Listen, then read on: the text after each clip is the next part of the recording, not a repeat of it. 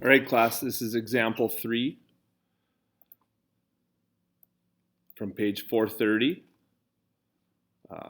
This is law of sines, ambiguous case. This is what you do if you're given side-side angle, and I'll explain what that is.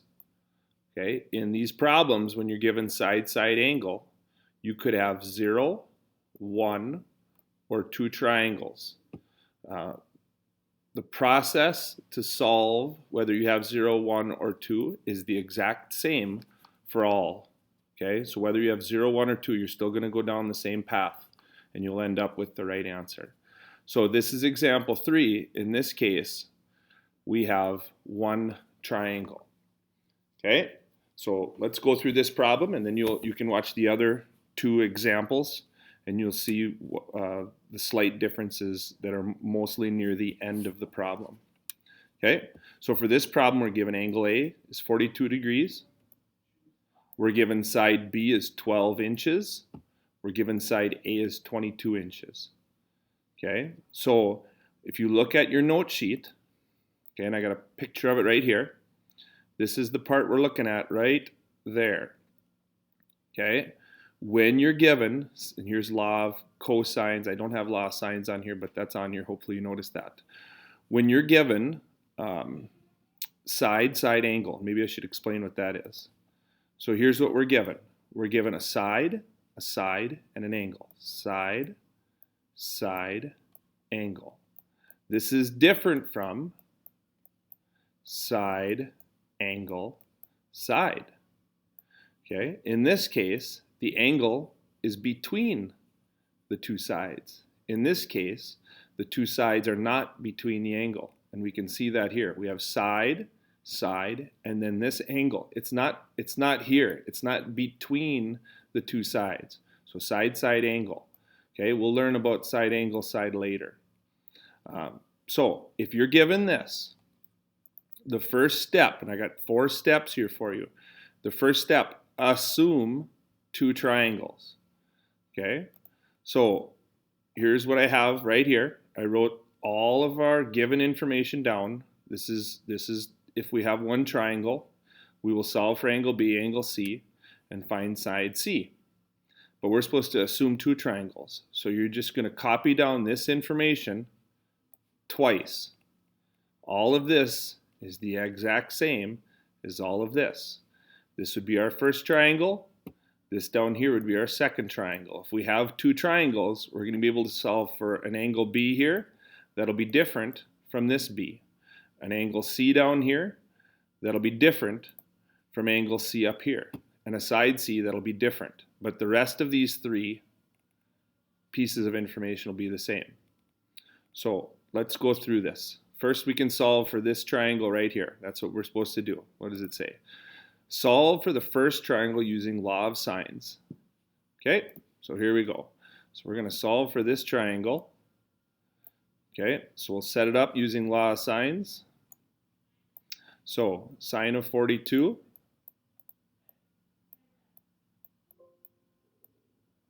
divided by 22 should equal, this is just law of sines, sine of B divided by 12.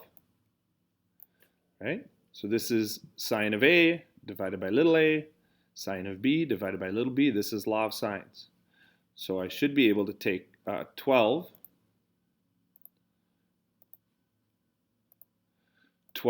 times the sine of 42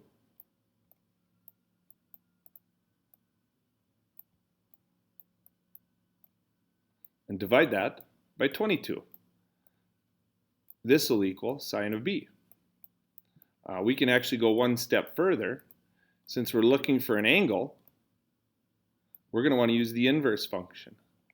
So one step further here, in my calculator, I can do the inverse sine of all of this.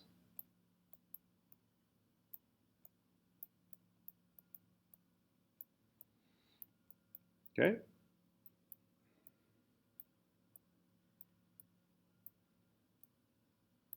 So this will give me angle B. All right, so we can go through that here. So I want the inverse sine of, and I can put this in a fraction, not that I need to.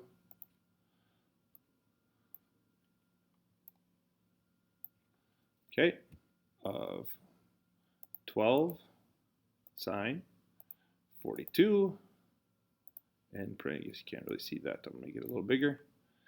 All right, divided by 22. Okay, hit enter. This is what angle B is. So I'm going to write down that answer right here. What was it? 21.41. Okay, now I want to solve for angle C. So I go back in here. I know that these three angles should add to 180. So I can just take 180 minus, remember to take this number so you don't have any rounding errors. You want to take this whole number, and minus 42 equals 116.59.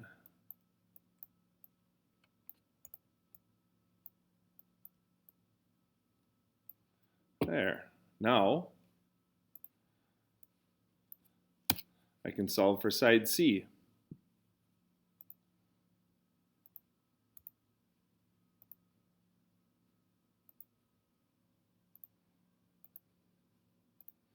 So side C, I'm going to use the first, what I was given before, divided by 22, sine A over sine A over side A should equal sine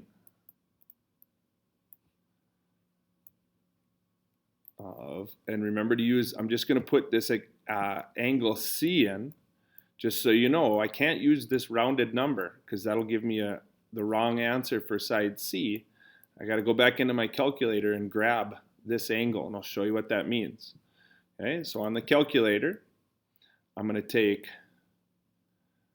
22 times sine of C. Here's my sine of C, so I'm going to grab that exact number, and then I'm going to divide that by the sine of 42. Okay, hit enter. 29.4. Okay, that's what this side is. Remember, this is inches also. Okay, so there's one triangle. So remember at the beginning I said this, we could have 0, 1, or 2 triangles. So far we have 1, and this problem says we're only supposed to have 1. But let's go through the steps to see if there's 2. Okay, so the steps say, number 3, so we've already done 1 and 2. Number 3, the angle you found first will be supplementary to the corresponding angle in the second triangle. So what does that mean? Which of these 3 angles did we solve for first? We solved for this one first. This is the first one we solved for. I already erased all the work, but we solved for this one first, which means these 2 will add up to 180. So I'm going to take 180 minus this angle B, or the 21.41. Okay, so if I do that, 180 minus, and these calculators are real convenient to have that number sitting on here. Is that it? Yep. 21.41. Hit enter. This 158.59 is going to be the angle here. 158.59. Now we solve this triangle if we can. Well, if you notice here, these 2 angles are already greater than 180, right? A plus B is greater than or equal to 180. If we have 2 angles that are bigger than 180, then we can't make a triangle here. So this this information doesn't make a second triangle. It only makes one triangle, and here's your answer.